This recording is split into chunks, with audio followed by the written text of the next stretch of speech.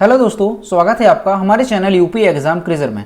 दोस्तों आज के वीडियो में हम 23 सितंबर से संबंधित उत्तर प्रदेश करंट अफेयर और इसके अलावा यूपी एग्जाम्स के लिए मोस्ट इंपॉर्टेंट करंट अफेयर के क्वेश्चंस को डिस्कस करेंगे और हर एक क्वेश्चन से रिलेटेड आपको फैक्ट भी बताएंगे।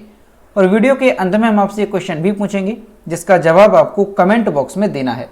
और अगर आपको इसकी PDF डाउनलोड करनी है तो इसकी PDF आप हमारे टेलीग्राम ग्रुप से डाउनलोड कर सकते हैं। टेलीग्राम ग्रुप की लिंक आपको वीडियो के डिस्क्रिप्शन में मिल जाएगी। तो चलिए शुरू करते हैं।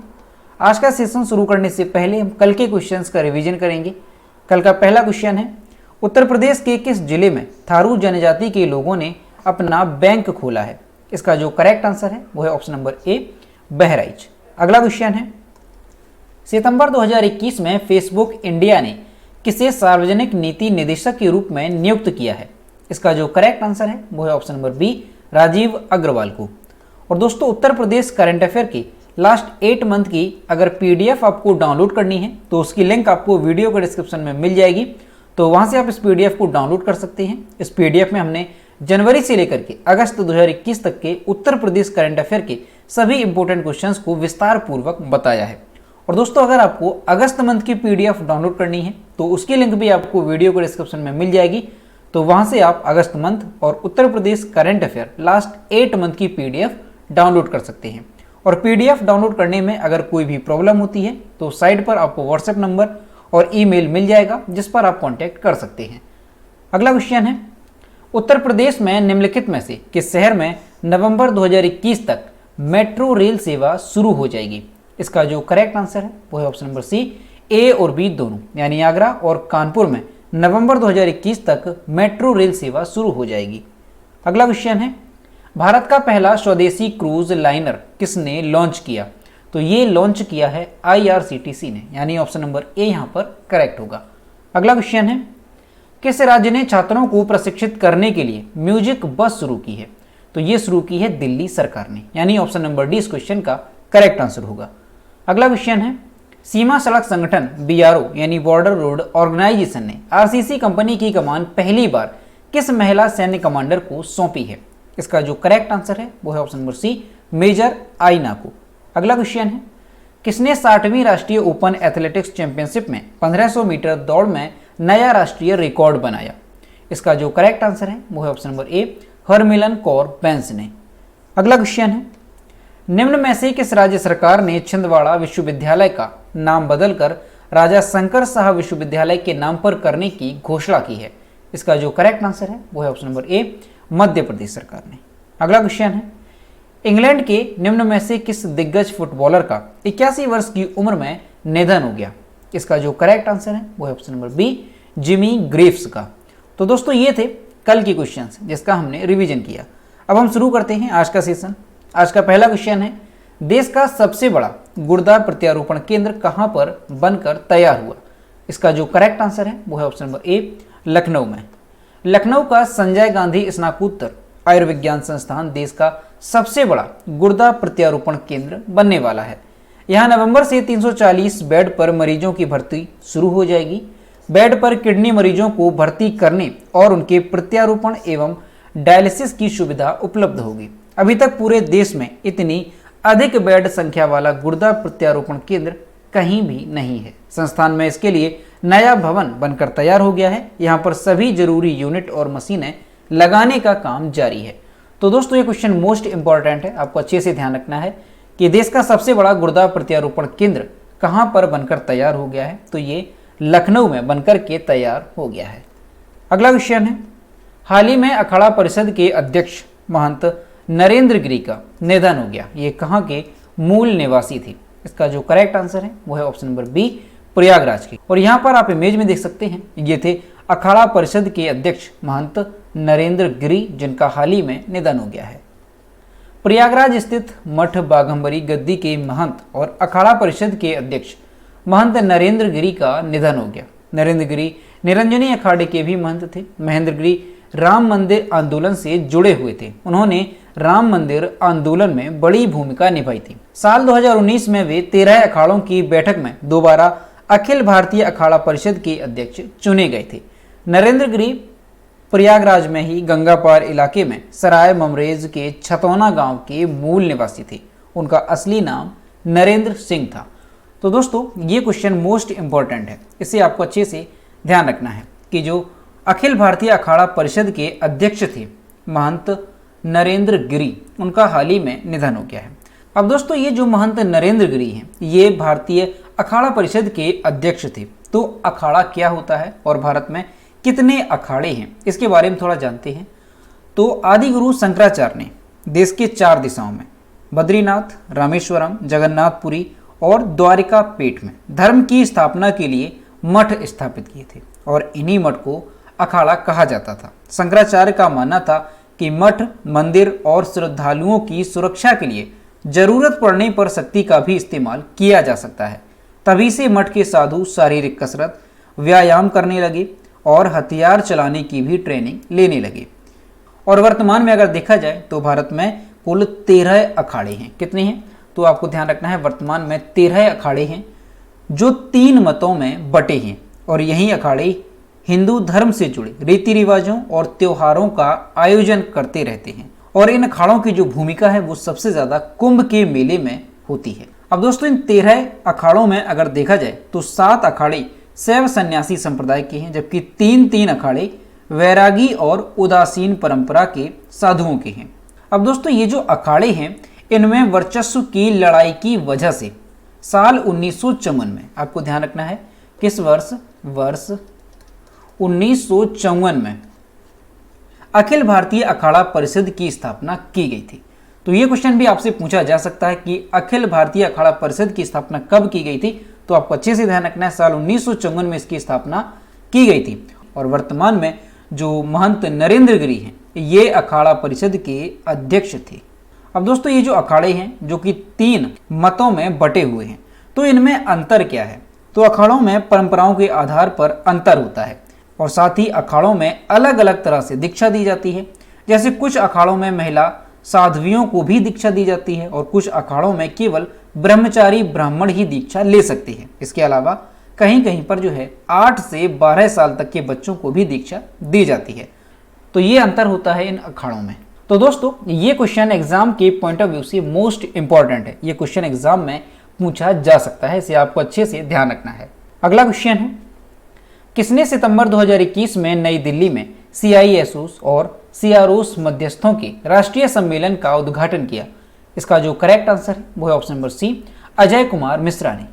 गृह राज्य मंत्री अजय कुमार मिश्रा ने 9 सितंबर 2021 को नई दिल्ली में CISOs और CROs मध्यस्थों के राष्ट्रीय सम्मेलन का उद्घाटन किया। MHA द्वारा 2018 में स्थापित भारतीय साइबर अपराध समन्वय केंद्र साइबर अपराध और साइबर सुरक्षा चुनौतियों से लड़ने के लिए एक विशेष उद्देश्य इकाई है। इसे साल 2019 में लॉन्च किया गया था और यह एक नागरिक केंद्रित अपराध रिपोर्टिंग पोर्टल है। तो दोस्तों आपको ध्यान रखना है कि 9 सितंबर 2021 को नई दिल्ली में CISO और CRO मध्यस्थों के राष्ट्रीय सम्मेलन का उद्घाटन किसने किया है? तो ये किया है गृह राज्य मंत्री अजय कुमार मिश्रा ने। और दोस्तों ये जो अजय कुमार मिश्रा हैं ये भारत की 16वीं लोकसभा में सांसद हैं और इन्होंने 2014 के चुनावों में उत्तर प्रदेश की खीरी सीट से भारतीय जनता पार्टी की ओर से भाग लिया था। अगला क्वेश्चन है, IPL की एक टीम के लिए 200 मैच खेलने वाले पहले खिलाड़ी निम्न में से कौन बन गए हैं? इसका जो करेक्ट आंसर है वो है ऑप्शन नंबर ए, विराट कोहली। रॉयल चैलेंजर्स बेंगलुरु के कप्तान विराट कोहली ने अपने सुनहरे करियर में एक और रिकॉर्ड अपने नाम कर लिया है। कोहली IPL में एक फ्रेंचाइजी के लिए 200 मैच खेलने वाले पहले खिलाड़ी बन गए हैं।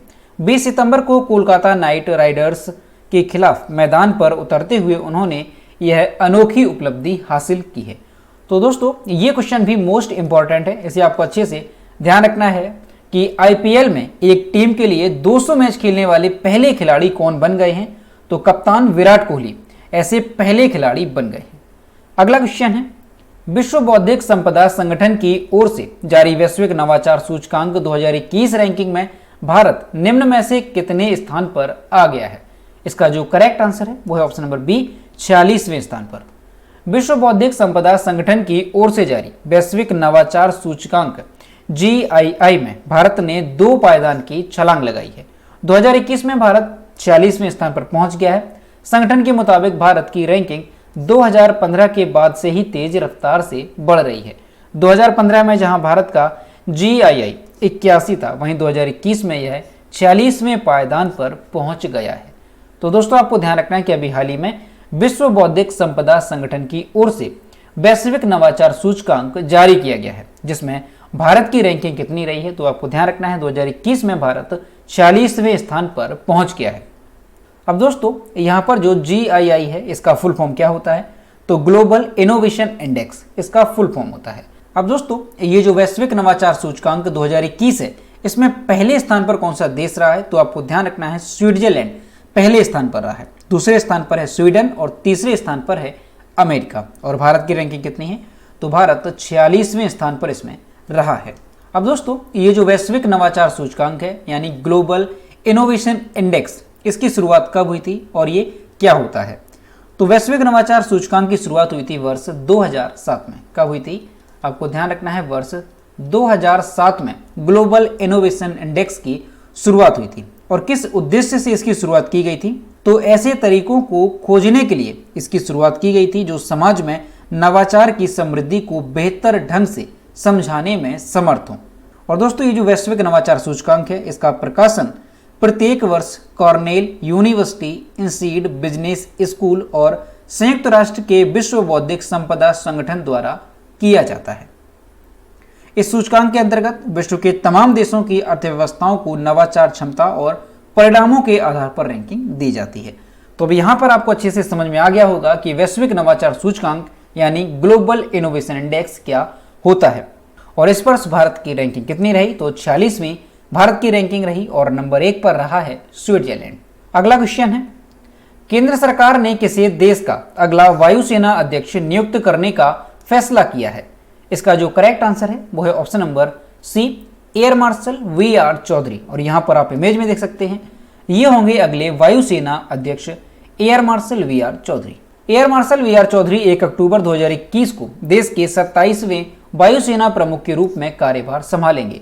वे 30 सितंबर को निवर्तमान वायुसेना प्रमुख RKS भदौरिया की सेवानिवृत्ति के बाद पदभार संभालेंगे।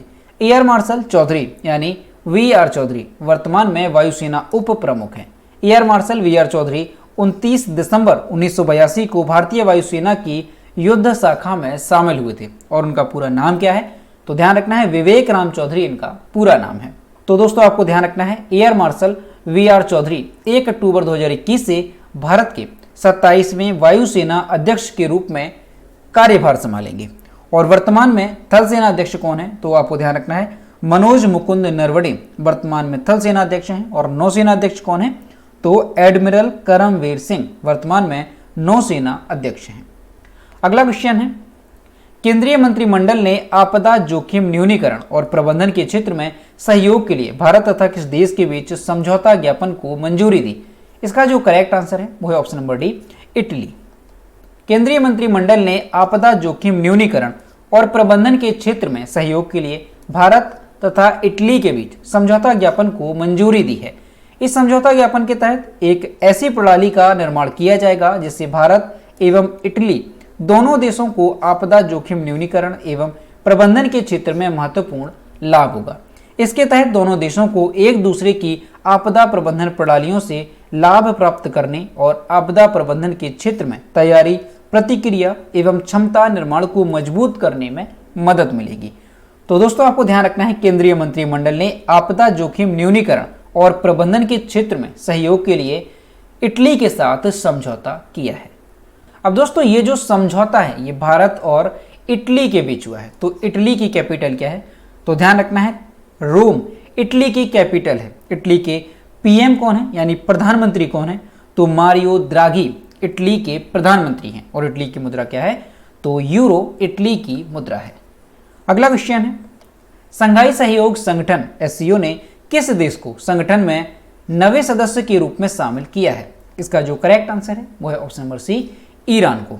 संघाई सहयोग संगठन SCO ने ईरान को संगठन में नवे सदस्य के रूप में शामिल किया है। संघाई सहयोग संगठन के 21वें शिखर सम्मेलन के अंत में संगठन के 8 मुख्य सदस्यों के नेताओं ने ईरान के इस्लामी गणराज्य की सदस्यता को एक पर्यवेक्षक सदस्य के पूर्ण सदस्य में बदलने पर सहमति व्यक्त की और संबंधित दस्तावेजों पर हस्ताक्षर किए। तो दोस्तों आपको ध्यान रखना है, संघाई सहयोग संगठन ने ईरान को संगठन में नवे सदस्य के रूप में शामिल किया है। अब दोस्तों ये जो एससीओ है, एससीओ का फुल फॉर्म क्या है? तो संघाई कॉरपोरेशन ऑर्गेनाइजेशन, एससीओ का फुल फॉर्म है। एससीओ की स्थापना कब हुई थी? तो आपको ध्यान रखना है 2001 में। कब हुई थी? 2001 में संघाई में इसकी स्थापना हुई थी। और किन देशों के नेताओं ने मिलकर के एससीओ की स्थापना की थी? तो चीन, कजाकिस्तान, किर्गिस्तान, रूस, तजाकिस्तान और उज्बेकिस्तान देश के नेताओं ने मिलकर के इसकी स्थापना की थी। और दोस्तों इसमें जो 8 सदस्य देश हैं वो कौन कौन से हैं? तो आपको ध्यान रखना है, चाइना है, इंडिया है, कजाकिस्तान, किर्गिस्तान, पाकिस्तान, रसिया, तजाकिस्तान और उज्बेकिस्तान। ये 8 देश हैं संघाई सहयोग संगठन के सदस्य देश। और अभी जो है ईरान को नवे सदस्य के रूप में शामिल किया गया है। अगला क्वेश्चन है, हाल ही में किस देश ने आईपीएल के प्रसारण पर रोक लगा दी है? इसका जो करेक्ट आंसर है वो है ऑप्शन नंबर ए, अफगानिस्तान ने। आईपीएल 2021 के दूसरे चरण का यूएई में आगाज हो चुका है। अफगानिस्तान में आईपीएल के प्रसारण पर तालिबान सरकार ने रोक लगा दी है। अफगानिस्तान में तालिबान ने विशेष रूप से मनोरंजन के अधिकांश साधनों पर प्रतिबंध लगा दिया है, जिसमें कई खेल भी शामिल हैं। महिलाओं को तो किसी भी खेल में भाग लेने से पूरी तरह से प्रतिबंधित कर दिया गया है। तो दोस्तों आपको ध्यान रखना है, आईपीएल 2021 के दूसरे चरण के प्रसारण पर तालिबान सरकार ने अफगानिस्तान में रोक लगा दी है। अब दोस्तों यहाँ पर जो अफगानिस्तान है, अफगानिस्तान का नाम बदलने की अभी घोषणा की गई थी और इसका नया नाम जो है वो क्या रखने की बात कही गई थी? तो इस्लामिक एमिरेट ऑफ अफगानिस्तान इसका नया नाम होगा। और अफगानिस्तान के जो प्रधानमंत्री बने हैं वो कौन बने हैं? तो मोहम्मद हसन अखुंद ये अफगानिस्तान के नए प्रधानमंत्री बने हैं। और अफगानिस्तान की मुद्रा क्या है? तो अफगानी अफगानिस्तान की मुद्रा है। अब दोस्तों ये जो अफगानिस्तान कंट्री है ये काफ़ी ज़्यादा चर्चा में है। तो ऐसे में अफगानिस्तान से संबंधित कई सारी चीज़ें आपको अच्छे से ध्यान रखनी है, क्योंकि ये एग्जाम में पूछी जा सकती हैं। एक तो अफगानिस्तान का नाम बदला गया, उसे आपको अच्छे से ध्यान रखना है। और तालिबानियों ने अपनी नई सरकार का गठन किया है। तो अफगानिस्तान के प्रधानमंत्री के तौर पर किसे नियुक्त किया गया है, उनका नाम काफ़ी इंपॉर्टेंट है, मोहम्मद हसन अखुंद ये अफगानिस्तान के नए प्रधानमंत्री बने हैं। अगला क्वेश्चन है, उद्योग जगत में उल्लेखनीय योगदान हेतु निम्न में से किसे रामकृष्ण बजाज मेमोरियल ग्लोबल पुरस्कार प्रदान किया गया? इसका जो करेक्ट आंसर है वो option number B, Gautam Adani को। देश के उद्योग जगत और आत्मनिर्भर भारत के निर्माण में उल्लेखनीय योगदान देने के लिए प्रसिद्ध उद्योगपति गौतम अडानी को ख्याति प्राप्त रामकृष्ण बजाज मेमोरियल ग्लोबल पुरस्कार से सम्मानित किया गया। इस मौके पर अडानी ने कहा कि आत्मनिर्भर भारत, ताकतवर भारत और भारतीयों के लिए एक भारत का दृष्टिकोण हमारा लक्ष्य है।